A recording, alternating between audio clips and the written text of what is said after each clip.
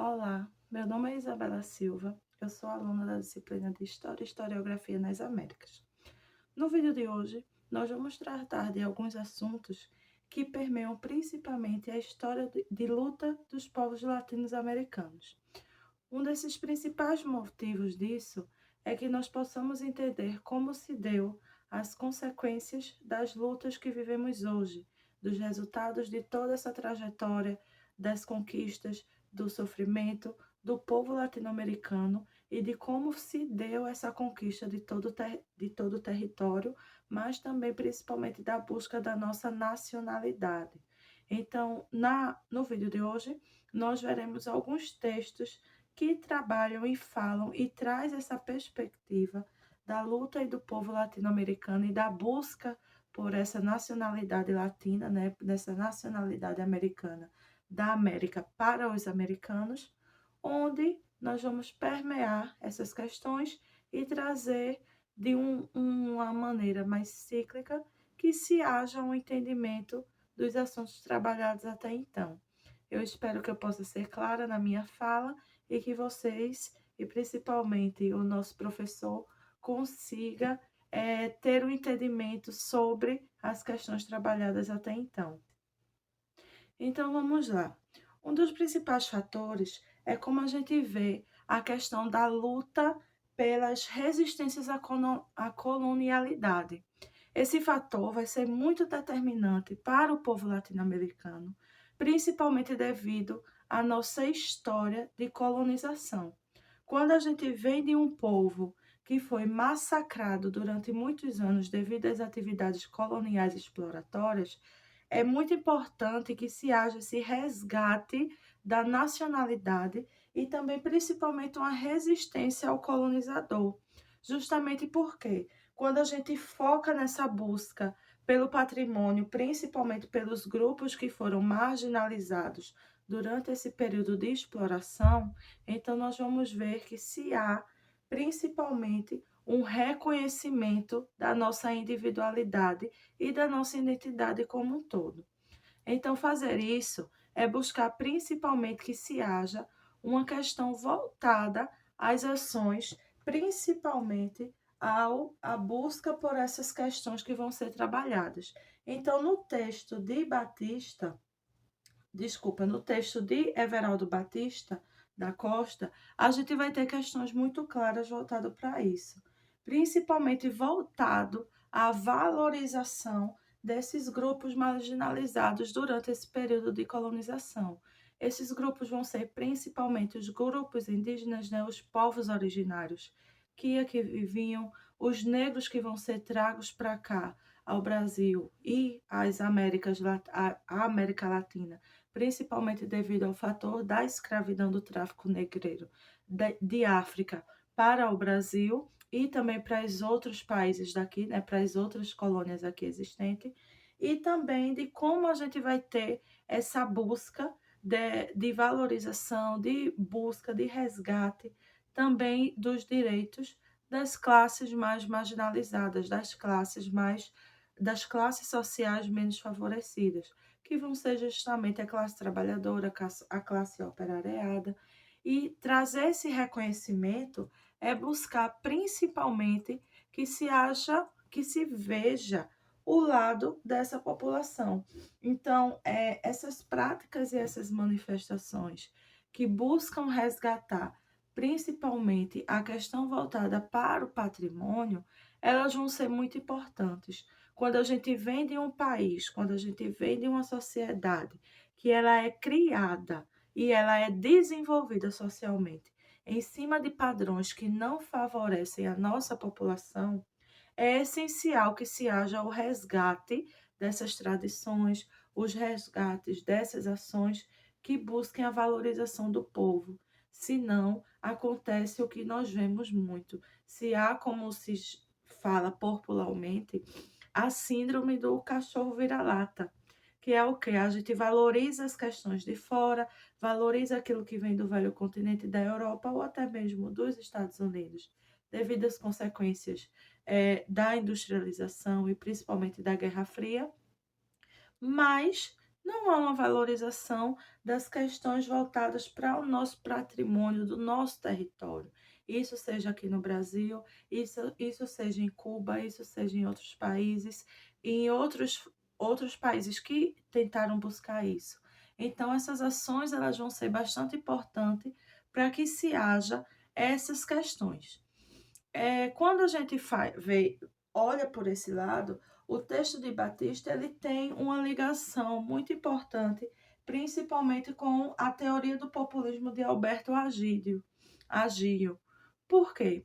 Quando a gente fala do populismo dentro das classes, dentro do populismo aqui na América Latina, a gente vai ver que as ações populistas daqui, ligadas tanto a partidos de direita como a partidos de esquerda, elas vão trazer a busca por essa nacionalidade.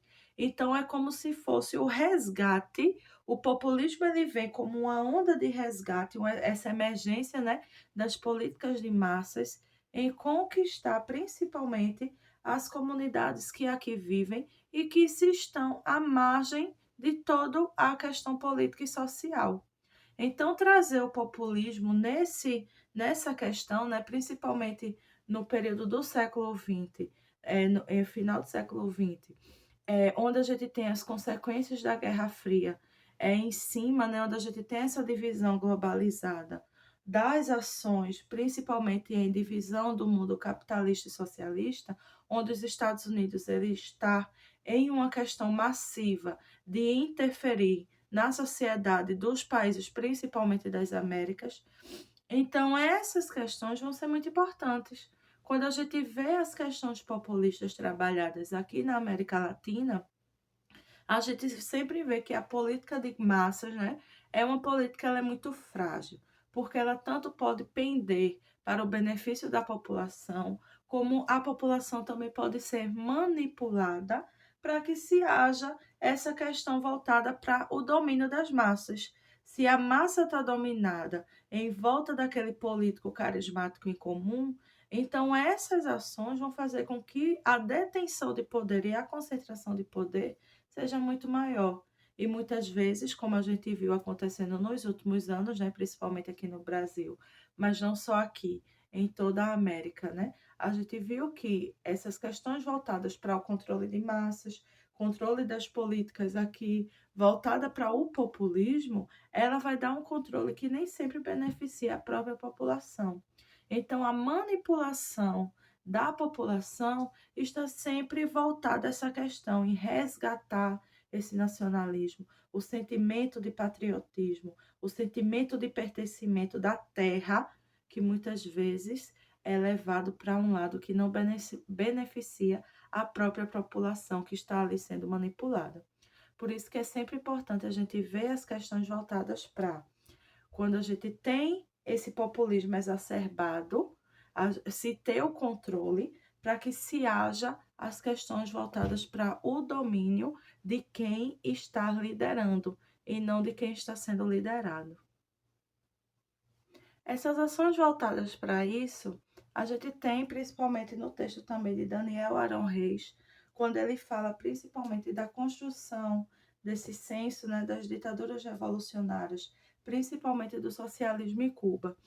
A figura de Fidel Castro no socialismo de Cuba, ela vai ser uma figura muito bipolar, porque a gente tem um povo que vai estar saturado, principalmente vindo já de uma ditadura, de um governo totalitário, um povo que está sofrendo as consequências massivas da influência estadunidense, onde o domínio americano, né, o domínio estadunidense, busca dominar todas essas regiões pela essa caça ao fantasma do comunismo, essa globalização vai fazer com que se haja, com que o povo, principalmente cubano, não só o cubano, claro, como aconteceu aqui no Brasil, mas principalmente o povo cubano, sofra com essas consequências. Então, a figura de Fidel ela vai ser muito emblemática, porque a ditadura implementada por Fidel, o controle implementado por Fidel, ele vai ser apoiado pelo povo, mesmo o povo sofrendo com essa ditadura. Então, ele se torna a figura de um salvador para o povo, porque ele traz uma busca, né, uma esperança de que se haja essa separação, essa dissociação do controle estadunidense, trazer essas questões voltadas para a população, voltada para a política de massas, voltada para o nacionalismo, voltada para esse patriotismo do povo cubano, vai fazer com que o próprio povo, mesmo sofrendo, apoie as ações de Fidel, o controle massivo de Fidel dentro dessa população. Então, é muito perigoso se trabalhar nessas ações, porque a gente vê que a construção desses regimes sociais autoritários, ela se dá de uma maneira que o próprio povo muitas vezes apoia o seu próprio flagelo. Isso aconteceu na ditadura militar aqui no Brasil, e isso aconteceu nas outras ditaduras, não só militar, mas nas ditaduras existentes aqui na América Latina, onde o povo apoia aquele líder e o líder se volta contra as ações de classe. Um exemplo disso é em Cuba, outro exemplo disso, claro, é aqui no Brasil. As ações voltadas para isso, com a desculpa de defesa da população, defesa, no caso de Cuba, do socialismo, da própria população. As ações de Fidel teve benefício para o povo cubano, claro, é inegável isso, mas também é inegável o quanto o povo cubano sofre com essas ações. A ditadura, a repressão, o controle. Então, todas essas questões voltadas para isso fazem com que seja essencial com que a gente veja todas essas ações por uma perspectiva. É importante que o povo ele seja letrado, é importante que o povo tenha um conhecimento, que muitas vezes, não vamos ser hipócritas, dizer que esse conhecimento não vem só das universidades. Então, um desses fatores é importante que o sistema de ensino, o público, o privado, mas principalmente a educação básica, ela prepare a sua população para que se haja essas questões. Darcy Ribeiro já dizia que aqui no Brasil a questão da educação não é um problema. A educação é um plano no Brasil que dá certo. Então, por que dá certo? Porque ele é um plano para que o rico e o empresário, a classe dominante, se mantenha a classe dominante, enquanto a população da classe trabalhadora e a classe operária continue dizendo que não se é necessário discutir política. Porque se há uma crença de que a política não resolve as questões no Brasil, mas é de suma importância que se haja essa questão política dentro do nosso território, porque é através da política que a gente consegue identificar a manipulação desses povos, é através da política que a gente consegue lutar e, e tentar preservar os nossos direitos. Eu espero que tenha sido que o meu resumo, né, a minha fala tenha sido clara e que a gente possa depois discutir mais algumas questões voltadas para isso. Então, eu agradeço a atenção de todos que estão assistindo até então e espero que tenham todos entendido, todos tenham gostado bastante do vídeo explicativo. Eu agradeço, repetindo, meu nome é Isabela Silva e eu sou aluna da disciplina de História e Historiografia das Américas pela UFRPE. Obrigado a todos e boa tarde ou boa noite.